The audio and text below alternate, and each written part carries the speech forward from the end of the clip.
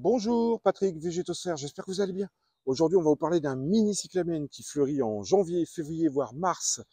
Si vous voulez en savoir davantage sur cette petite merveille, le cyclamen Coum, c'est tout de suite sur Végétosphère. N'oubliez pas le petit pouce bleu. Shall we begin?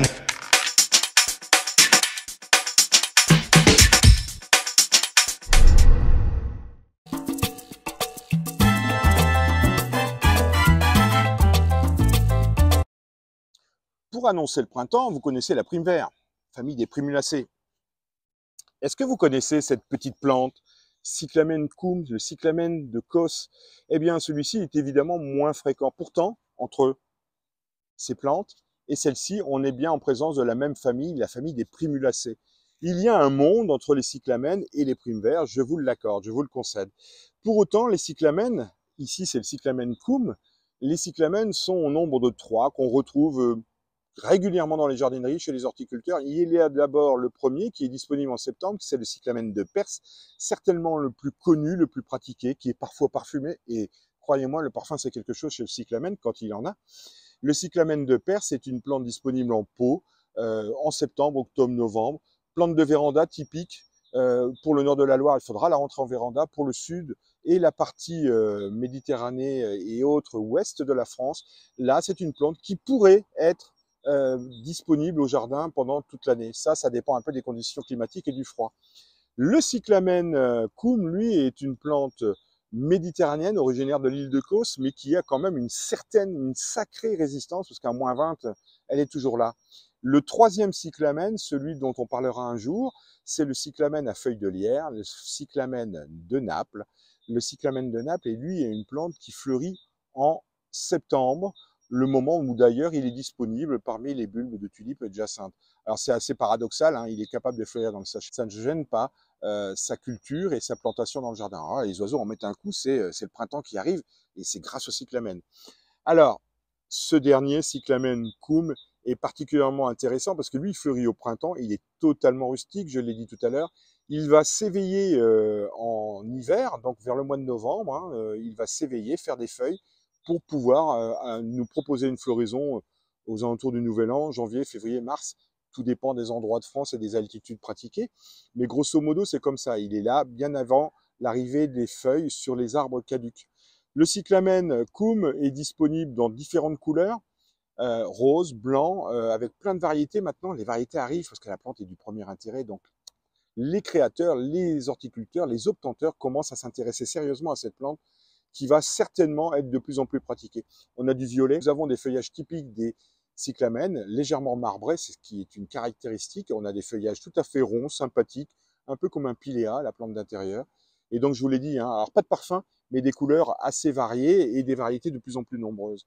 Le cyclamen, c'est un rhizome, on pourrait le dire un bulbe à la limite, mais c'est pas vraiment un bulbe, c'est un rhizome. Alors, pour le Coum, il est plutôt rond. Pour le cyclamen de Naples, il est rond au départ, mais assez difforme avec le temps, alors que le cyclamen de Perse, c'est quelque chose de 4, 5, 6 cm de diamètre. Là encore, il est parfaitement visible, il est hors du pot en général, il est en surface. Pour ce qui est du cyclamen de Coum, il est légèrement enterré, on ne le voit pas trop, et il fait 2 à 3 cm de diamètre, plutôt rond, plutôt aplati. Un cycle inversé, hein, je vous l'ai dit, les feuilles arrivent en décembre, la floraison en janvier, février, mars, et progressivement il va s'endormir. Mais là où la nature est particulièrement performante, c'est que le cyclamen Coum a une capacité de dissémination, de propagation au sol qui est absolument incroyable. Et on va découvrir ça tout de suite parce qu'on va passer à la multiplication.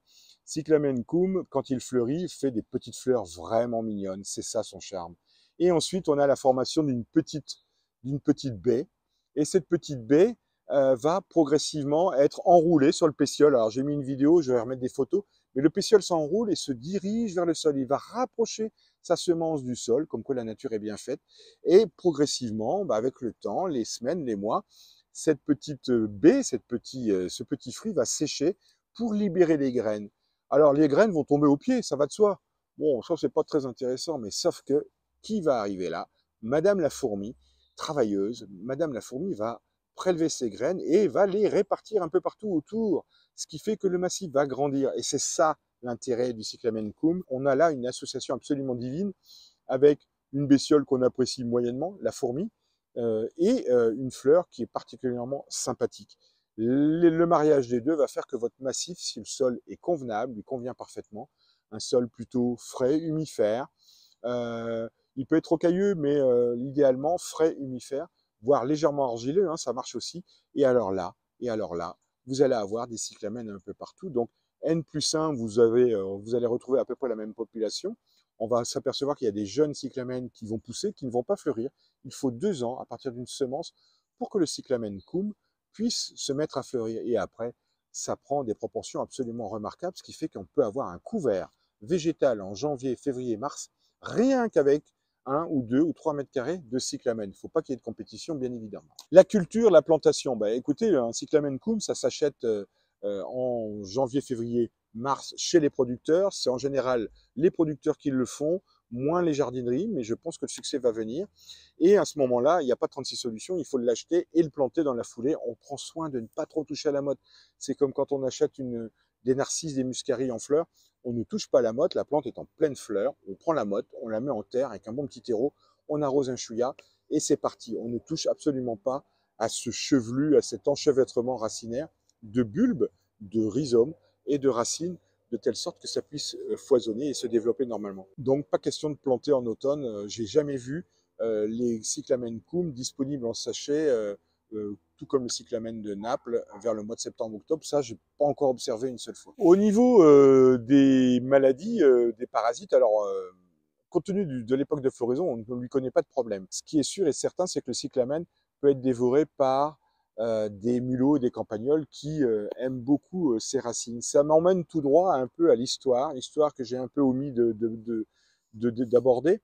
Tout simplement que cette plante, on l'appelle aussi le pain des pourceaux. Alors c'est valable pour tous les cyclamens. Le pain des pourceaux, sous-entendu, fleurs de cochon, fleurs ou tubercules ou rhizomes que les cochons adorent fouiller dans le sol et rechercher afin de les consommer. Histoire découverte des cyclamens. Les cyclamens sont arrivés en Angleterre à des fins horticoles et botaniques vers le XVIIIe siècle.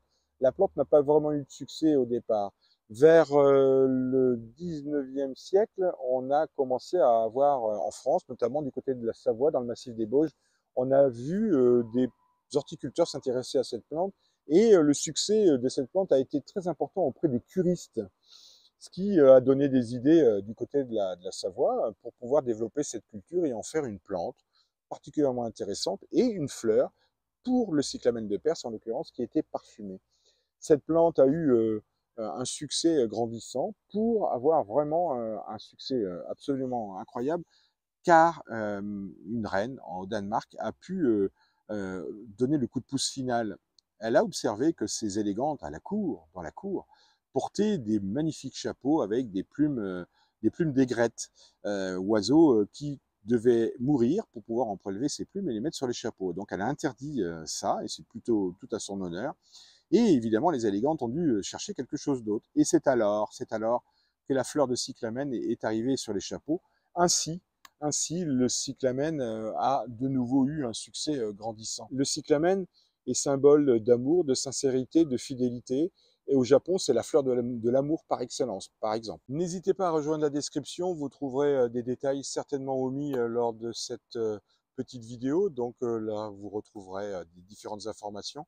Vous pouvez aussi consulter la première vidéo sur le cyclamen de Perse. Il y aura très prochainement une vidéo sur le cyclamen de Naples. Et là, on va se rapprocher du mois de septembre pour pouvoir la tourner, car c'est le moment où le cyclamen de Naples sera en fleurs, août-septembre, dans tous les jardins. Voilà pour cette petite vidéo. Je vous dis à très bientôt sur Végétosphère. N'oubliez pas le petit pouce bleu, n'oubliez pas de vous abonner. Prenez soin de vous. Au revoir.